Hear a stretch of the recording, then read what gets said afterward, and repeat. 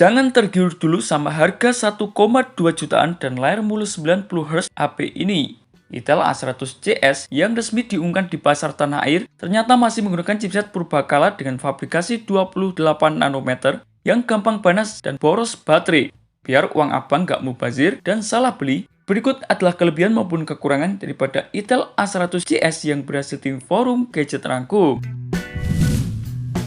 Kita mulai dari kelebihannya terlebih dahulu. Kelebihan yang pertama yakni berbekal layar modern 90Hz di rentang harga 1,2 jutaan. Di kelas harga 1,2 jutaan, jarang-jarang ada brand yang berani memberikan layar dengan refresh 90Hz. Buat abang yang cuma butuh HP murah buat scrolling di media sosial atau menonton video, visual layarnya bakal terasa lebih lumayan mulus di mata kamu. Beralih ke kelebihan yang nomor yakni sudah dilengkapi dengan sensor sidik jari di samping. Untungnya Intel gak pelit di sektor keamanan biometrik. Ini sudah digali dengan sensor fingerprint di bagian samping yang menyatu dengan tombol power. Jadi proses buka kunci layar rasa lebih instan dan juga praktis. Sementara kelebihan yang nomor 3 yakni punya fitur ear blaster remote. Bodi HP yang memiliki sensor ear blaster lalu pergerakan mengontrol AC atau TV lewat aplikasi remote. Ini adalah fitur yang unik dan fungsional banget. Di bagian atas HP ini ada sensor ear blaster. Artinya abang bisa jadiin HP murah ini sebagai remote darurat buat nyala-nyalain AC atau TV di rumah kamu. Ini menjadi fitur yang cukup penting buat kebutuhan harian. Beralih kelebihan yang nomor 4 yakni berbekal kapasitas baterai standar 5000 mAh. Kapasitas baterai 5000 mAh di HP ini sudah menjadi standar yang pas buat menemani aktivitas ringan atau harian kamu. Bahkan kalian bisa menggunakan dari pagi sampai malam tanpa perlu sering-sering mencari colokan HP.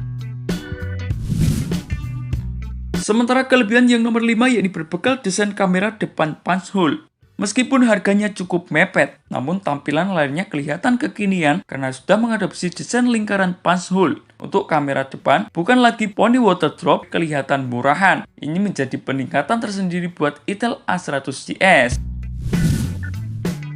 Dan kelebihan yang terakhir yakni masih adanya dukungan slot kartu microSD secara terpisah. Karena memori penyimpanan internal pilihannya cuma 64GB saja. Keberadaan slot kartu microSD terpisah ini adalah penyelamat buat abang yang sering menyimpan berbagai macam file foto, video, ataupun aplikasi berlebih. Buat abang yang ingin menyimpan atau memperbesar ruang penyimpanan, kalian bisa memanfaatkan fitur yang satu ini. Nah, sekarang kita masuk ke bagian yang paling krusial. Kekurangan yang pertama yakni fabrikasi chipset UniSoC T700 yang sangat jadul. Ini dia yang utamanya. Chipset UniSoC T700 ini adalah HP yang masih menggunakan fabrikasi 28 nanometer. Di tahun sekarang fabrikasi 28 nanometer ini sudah sangat ketinggalan zaman. Efeknya, performanya HP ini bakal gampang terasa hangat dan juga konsumsi dayanya jauh lebih boros. Kekurangan yang nomor 2 yakni kombinasi memorinya masih eMMC 5.1 dan RAM-nya hanya 3GB. Dengan harga 1,2 jutaan, media penyimpanan HP ini masih eMMC 5.1 dan RAM yang digunakan hanya 3GB. Alhasil, sistem operasinya harus dipangkas menjadi sistem operasi OS Android 15 Go Edition dan abang harus maklum kalau perpindahan antara aplikasi bakal terasa lebih lambat. Sementara kekurangan yang terakhir yakni sensor giroskop dan juga kejelasan update-nya masih belum jelas. Buat abang yang suka bermain game yang butuh sensor gerak, absennya giroskop di HP ini bakal bikin kontrol permainan terasa lebih kaku. Ditambah lagi, Intel belum memberikan komitmen yang jelas soal jaminan pembaruan sistem operasi Android ke depannya. Ini jadi misteri tersendiri buat Intel A100CS. Kesimpulannya, Intel A100CS ini adalah HP yang cocok kalau budget abang mentok di 1,2 jutaan. Dan murni cuma nyari layar 90Hz untuk pemakaian super ringan seperti WhatsApp atau menonton video. Tapi kalau abang mengincar performa yang lancar jangka panjang, sunatan di sektor chipset 28 nanometer ini wajib jadi bahan pertimbangan kamu.